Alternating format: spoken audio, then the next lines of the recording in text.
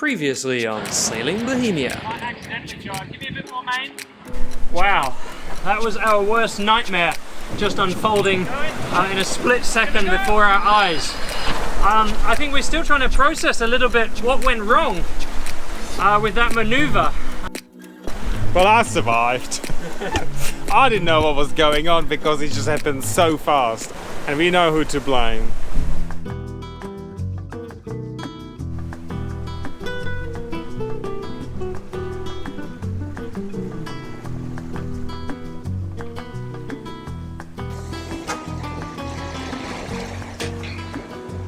Well, that's better.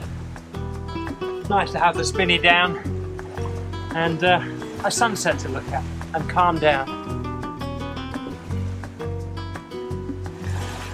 A sunset and the first mate's calming face smiling back at me. Oh, I got to admit, that was more than we bargained for. I thought it'd be quite simple. Just, yeah, let's take the spinnaker down, put the white sail, we'll be done for the night. There's always something. It's a bit roly-poly now as well. The sea definitely picked up. It's interesting that we passed the point, the cape, about 15 miles away, and only now we're seeing deterioration in the conditions. Not around the point, but way past it. Captain is clocking off for the night. First mate on watch.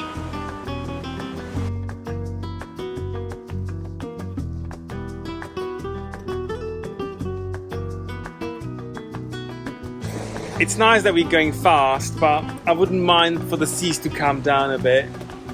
We're doing 7.1 knots right now, so that's pretty much our hull speed. But for the night, I always prefer to go around 4.5 or 5 knots, because then you know nothing can go wrong. Well, touch wood, nothing can go wrong.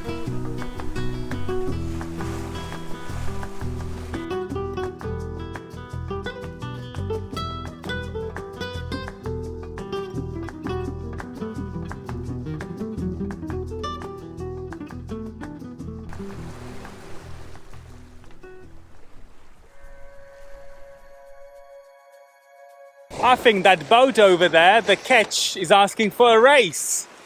Careful what you wish for. That's what I say. That's the boat that we're racing against on our overnight passage. We've just picked the lead, so I'm going to call them up on the radio and make sure they know it. White ketch south of Cabo Corrientes. This is Bohemia Ep.64. Do you copy? It's the problem with boats without AIS transponders. We don't know what their name is, so we can't call them properly. Hi Bohemia, this is Christina Marie right off your... Howdy, good evening. I just thought I'd call and say hi since we're going to be sharing a passage together by the look of it. How is it going over there? It's going well. We've been, this is our first long passage since we got stranded because of COVID, so we're finally starting the trip again down to Panama. Are you, where are you stopping off? Where's your next port? We're headed to Chamala. It's a race. Jamala, okay, that's where we're headed to. The race is on. How big is your boat?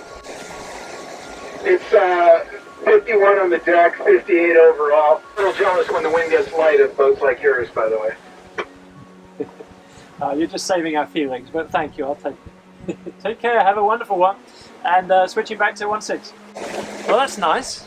50, how big were they? 51 foot. 51 foot on the waterline. I didn't say that on the radio, I didn't like to rub it in, but we're totally kicking their asses. We might call them later on and just rub a little bit of salt in there, if we're still winning by the morning. We just got a message from some mutual friends, Boundless, who asked us to say hi to you. Oh my god, that's amazing. Oh my god, that's amazing. We thought we heard their name through the static. That's incredible. Okay kids, this is the entertainment we have instead of television. We're calling strangers on the radios hoping they can hear us. But it's amazing that the boat we are sort of racing with, well, we kind of came up that it's a race. It's not a contest because we're winning, right? Yeah, exactly. The boat that actually is right behind us, they have a mutual friend, so that was really nice to catch up. A mutual friend who was calling on the radio from like 300 miles away. So, That's just crazy how far VHF stretches if you've got some mountains behind you to reflect the signal. This is so much better than TV. 5:15 and we have arrived. Yay! I really would like to know when I will get used to these night sails. So far no luck. And we off to bed. Catch up on some beauty sleep. Buenas noches. Okay, I've just woken up. It's really hot. The sun is so intense whenever it hits you. Right, I'll get the shades up before we fry and die. We had about 2 months of what you might describe as winter, where we felt a little bit cool occasionally, and that is well and truly over with our arrival down here, 130 miles down south. You know, we're well into the tropics now, and it really feels it. So, start of summer, huh? How's the first mate feeling about that? I'm having hot flashes already. Once the humidity hits, I don't know how we're gonna cope. Might need to move to Canada. So we're feeling sorry for ourselves after the long passage and lack of sleep. And I just woke up to this, which is an amazing creation from the galley, in an effort to lift our spirits. And it's really working. Breakfast of champions. That always cheers me up. Last night sail really took it out of us, I've got to admit. So we're really pleased to be here and relax for a few days. Welcome to the tropics. Sweating like a pig already. Can you feel the humidity increasing? Thank God I don't have long hair. My Toy Story look is ready. That's one thing about boating. We've been on a boat now for 3 days. Pretty much boat bound if you think of it. It was the day before the passage, just like preparing and getting things ready. Then a whole 24 hours on the passage. And yesterday we were so tired because of the lack of sleep that we were again on a boat. So today we're gonna do a lovely long hike on that massive beach and stretch our legs because it's definitely needed.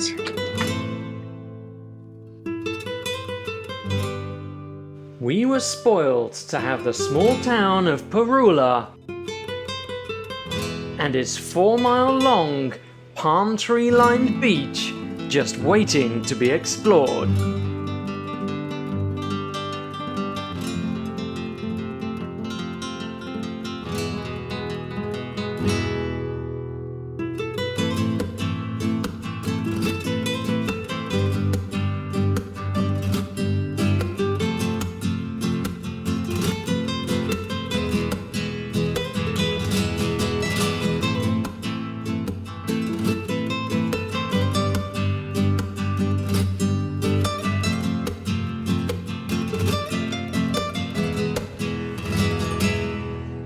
I thought I saw some lightning from that cloud in front of us. And we've left all of our hatches open in true Baja style where it never rains for 8 months. We don't think about closing anything up when we leave the boat, so it's only a matter of time before that costs us. Mr. Weather Forecast here. Maybe today. The first mate's about to get his double exercise rations and start sprinting back to close everything up. This is how first mate would become first mate. Wiping all the rainwater away from the floors and the couches. That's definitely a housekeeping job.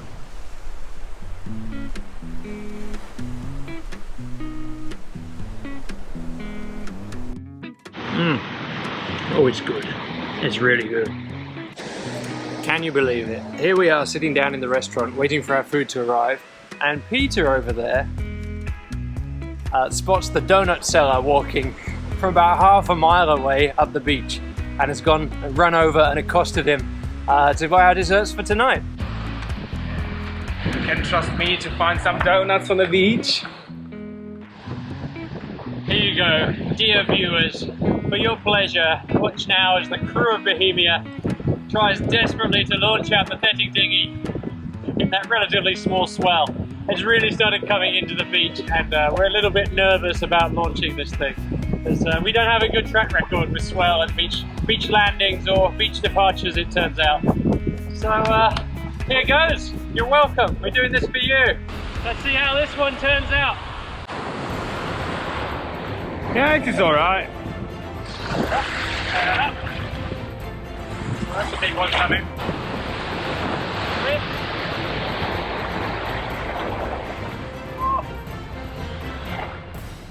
After this one, yeah? bigger. Oh, hang on. Come closer.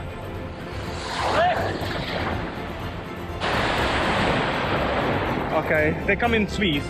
1, 2, 3. 1, 2, 3. Okay. When? Why don't you get in? One. Okay, 3, 2, 1. Okay, 3, 2, 1. Now, both of us. Quick. Quick.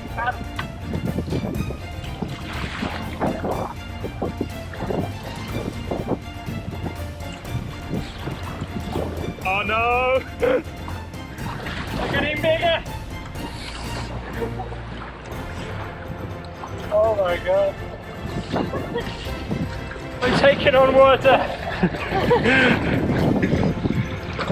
And this is nothing. This is nothing. They got a lot bigger as we approached them though. It wasn't just me, was it?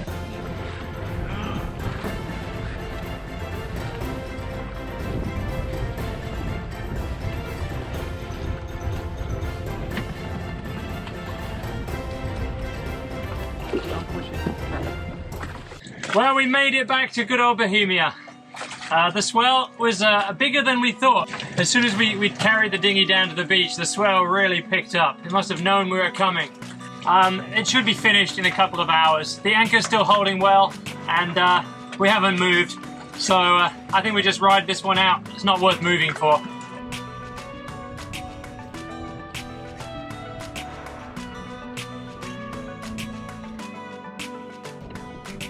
This thing gets worse every time. This is what happens when we don't move on fast enough. It's the first sign that we've been here a while. Something happened to the engine alternator bracket. It's not holding very well, so we don't want to be using the motor too much. So today we will attempt to sail off the anchor again without switching on the engine. It's not very windy, so I think it's going to be more of a floating off the anchor rather than sailing off the anchor. Yeah, we out.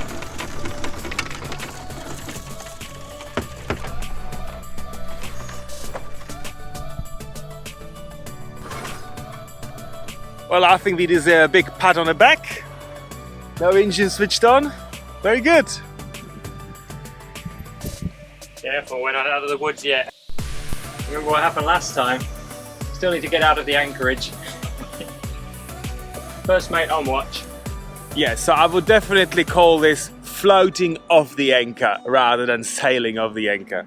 I think we got like 4 knots of wind, but we're heading the right direction and the wind is supposed to increase just past the cape. Our current speed is probably like 0.7 knots.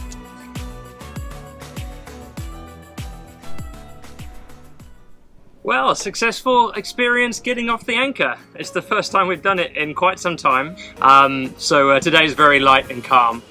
So it's a good day for doing it, for practicing, and it worked flawlessly this time around. The reason we're doing it though is not just because we've got light conditions. We do have a problem with the engine at the moment. It's a problem with an alternator mounting that I put on about 3 years ago. And the bolts has sheared off inside the front of the engine. So it's going to be quite an involved repair, and I want to make sure it's done right this time. We're going to do that probably when we get to the next marina that we're in, and we're there for some time. So the idea is really not to run the engine if we don't have to until then, or just to minimize our usage. So it kind of reminded us that we should be practicing this skill as well, because the engine on the sailboat is just kind of optional, right? 2 months without engine. That will be fun. We can still run it, but just not for extensive periods, right? Yeah, absolutely. Oh good, at least I can still demand that we move at decent speed when the wind dies. Right now, put the engine on. We're jibing. Jibing. That was actually more control than when we do it. Very graceful, huh? Our fridge and freeze is empty, so that only means one thing. Fishy, fishy. Just need to make sure we go faster than half a knot. See, it's not even going. I can sense which excuses are going to be used today. Great job, Captain. Great job. If we starve to death, it's your fault.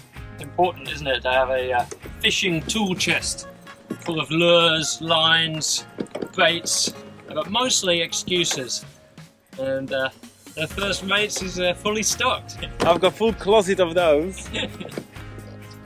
They've gone north, the fish have gone south, the whales are eating them, it's overfished, too many fishermen, and we're going too slow. Sometimes all at once. Make sure you don't jibe again, because my head is right in a path of it. Don't tempt me. Next time on Selling Bohemia, Peter is in ICU. And I see you. Sit down. Join us next time on Sailing Bohemia, where I think we're on a collision course with a shrimping boat. Captain here, he says it will be fine, but it's a bit close. I wouldn't mind if they dropped a couple of kilos of shrimps. after avoiding the shrimping fleet, we complete our day sail to nearby bay Tenochtitlan. If you are enjoying our episodes and would like to buy us a drink, then please head over to www.patreon.com/sailingbohemia, where you'll find a small menu of our favorite cocktails to choose from.